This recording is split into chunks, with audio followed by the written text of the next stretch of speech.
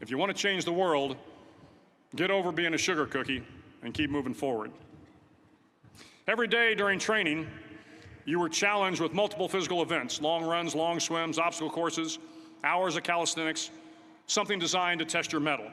Every event had standards, times you had to meet. If you failed to meet those times, those standards, your name was posted on a list, and at the end of the day, those on the list were invited to a circus.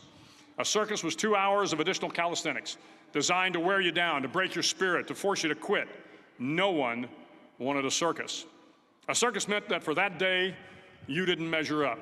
A circus meant more fatigue, and more fatigue meant that the following day would be more difficult, and more circuses were likely. But at some time during SEAL training, everyone made the circus list. But an interesting thing happened to those who were constantly on the list.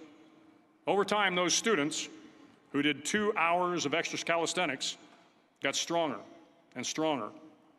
The pain of the circuses built inner strength and physical resiliency. Life is filled with circuses. You will fail. You will likely fail often. It will be painful.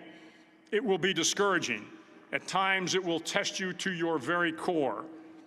But if you want to change the world, don't be afraid of the circuses. At least twice a week, the trainees were required to run the obstacle course. The obstacle course contained 25 obstacles, including a 10-foot wall, a 30-foot cargo net, a barbed wire crawl, to name a few. But the most challenging obstacle was the slide for life. It had a 3-level, 30-foot tower at one end and a 1-level tower at the other. In between was a 200-foot-long rope. You had to climb the 3-tiered tower, and once at the top, you grabbed the rope, swung underneath the rope, and pulled yourself hand over hand until you got to the other end. The record for the obstacle course had stood for years when my class began in 1977.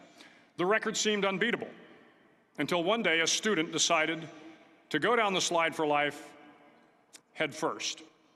Instead of swinging his body underneath the rope and inching his way down, he bravely mounted the top of the rope and thrust himself forward. It was a dangerous move.